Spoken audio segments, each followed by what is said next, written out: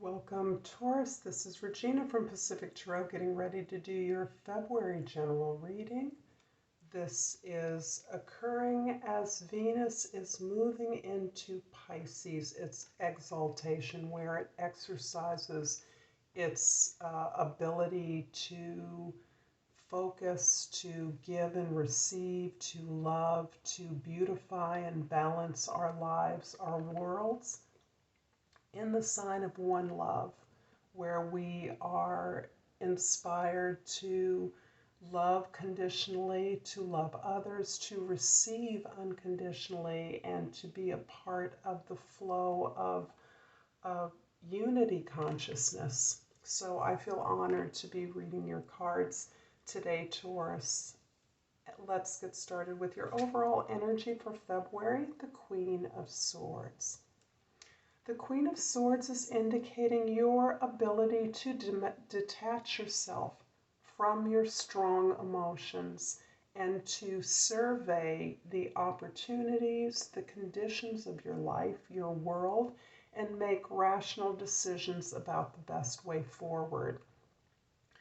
One of the ways in which you are detaching yourself from your emotions is your ability to facilitate the ideas and the thoughts of others, to invite conversations in which you listen, perhaps more than you speak, where you are truly open to understanding the experiences of others and the truths that they hold, that they communicate, that can inform your own truth, your own experiences, a better understanding of your experiences. This can also represent individual who comes into your life or is a part of your life who helps you understand your experience better, the way forward, helps you strategize, plan something that is significant in your life. In the 10th house, we have the Six of Cups, and this is the way others see you as well as your social identity. The Six of Cups indicates that you are making connections with your past that are positive, nostalgic memories, relationships, talents, skills, places and events that once gave you the joy of childhood, the joy of unfettered appreciation, limitless creativity and play, making work into play, so that you are connecting with a positive vision of not only your talents and gifts, but the joy that you experienced as a result of those.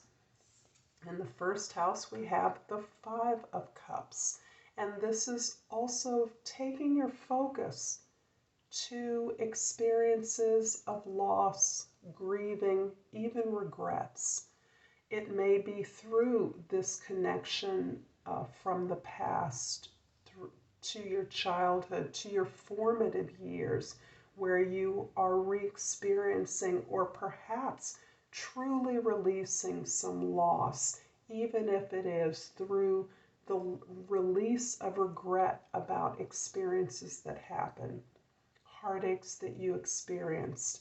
This release of not only the losses, but regret and feelings of that, allowing yourself to grieve that also allows you to eventually turn your attention to what remains, your deep and profound ability to connect to your higher self, and thusly to connect with your goals, with other people, with groups of people. This is helping you to recognize and appreciate your present moment and all of the opportunities that exist within the present. The fourth house, your home, your domestic environment, your past, even your family, is a source of hope and inspiration for you at this time.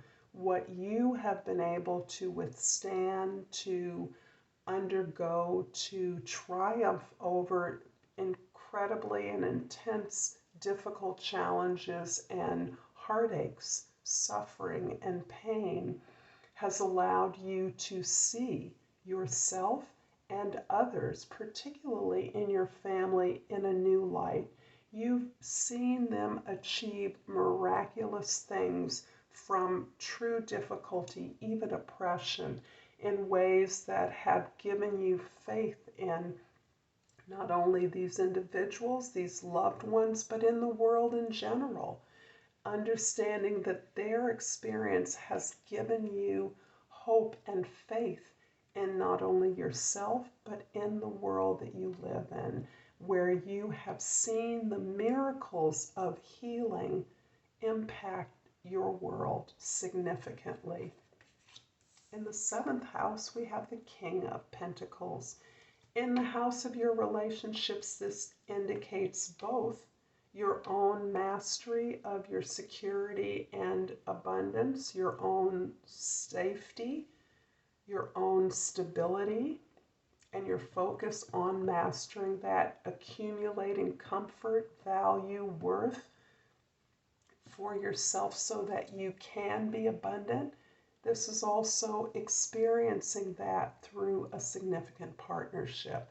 This can be a friend, a lover, a spouse, a group of individuals, depending on the kind of work you do, family members in general. It can be your students, your clients, your co-workers even. You are experiencing the value and worth, the material resources to yourself be equally generous as others are generous with you. I'm going to clarify the 5 of Cups in the 1st house with the 4 of Wands in the 2nd house and the 9 of Wands in the 3rd house. You've invested everything you have in working the resources that are at your disposal. You are taking the gratitude, the appreciation for what you have in your life, and you are recognizing the celebrations, the foundation of culture, of safety, of abundance, of spirituality that you have been able to build, that is a platform for loved ones, for your community, for your family. This is a beautiful card of celebration, and Venus as your ruler, Taurus, moving into Pisces, this is showing to me that Venus's natural house, the 2nd house, your natural house, is due for acknowledgement, recognition of what you have built and created. This beautiful cultural and spiritual wealth. This could be your celebration of a wedding, of the development of a literal bricks and mortar center or platform for the growth, the well-being, the health of your family or your community. But you have done this by stint of your discipline, your hard work. You have given until it hurts. You are undaunted. Nevertheless, no matter how much damage you've sustained, you are still going. You are not giving up until you have completed your vision of the stability, the safety that is critical for the flowering of your gifts. The Star card in the 4th house is clarified by the Queen of Cups in the 5th house and the Ace of Cups in the 6th house. And flowering indeed is occurring. What you have worked so hard at, the manifestation of your material comfort and wealth, is a part of what is gaining you this tremendous confidence. You are moving into your season in advance of the Sun in Taurus through this exaltation of Venus's planets, your ruler at its best, at its highest, this ability to understand your connection with everyone, particularly your loved ones, your colleagues, your friends, your peers. This is providing you with an opportunity to create something of tremendous and unimaginable value and flow for you. Through your work, you are experiencing this flow of giving, receiving. You are also possibly meeting a new caliber of friendship, a new caliber of attachment. Through work, you may be connecting with someone who brings this value, this deep connection with your joy, your material abundance, your comfort, even your luxury. There's an opportunity through your work or through your colleagues, your coworkers, your team. This can be a creative team as well. The King of Pentacles in the 7th house is clarified by the Knight of Pentacles in the 8th house, and the King of Pentacles, a repeat in the 12th house. I definitely see someone from who is distant, someone who lives distantly, someone from another culture, someone who has mastered their material world. And it is through your ability to master this material world that you are being provided with opportunities to travel, to learn. This is about higher education. This is about communicating across vast differences. This can be you teaching people that are in another location from you, opportunities for those things as well. And interestingly, you are plotting and proceeding along a path of greater abundance that is yielding these opportunities to you. And this is through the embrace and love of what you have been able to accomplish. Whether you're from humble beginnings or not, you are finally learning to love your life and the path you've taken for what it is yielding currently, for the opportunities you now see you are uniquely prepared for. The 6 of Cups in the 10th house is clarified by the Devil card in the 11th house, and the 7 of Wands in the 12th house. I love to make everything neat. You have made a major choice in your life to release these old toxicities. This has been a major focus of your life, where you have grieved, felt sorry for yourself, been regretful, maybe focused a lot of your energy, life's energy on that. You have now learned that this is a choice. Being unhappy, being regretful, being sad, draining your creative energy in this way has been a choice that you are no longer desirous or even capable of making.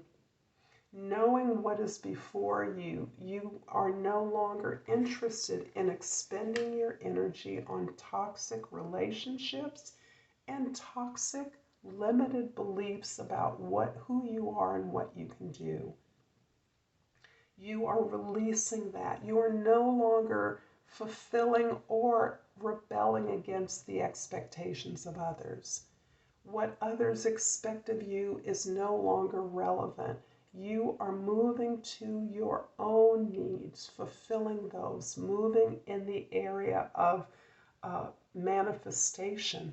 And through the manifestations that you have been able to mount in this life, you are aware that this has been a monumental choice and a waste of time that you are no longer even capable of making.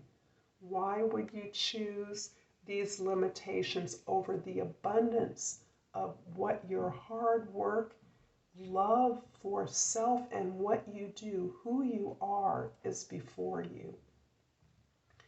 You are in a space where you have carved out a unique property of your own. And by property, I mean turf, space, arena, skill set that you have worked hard for and that at times you feel you must defend.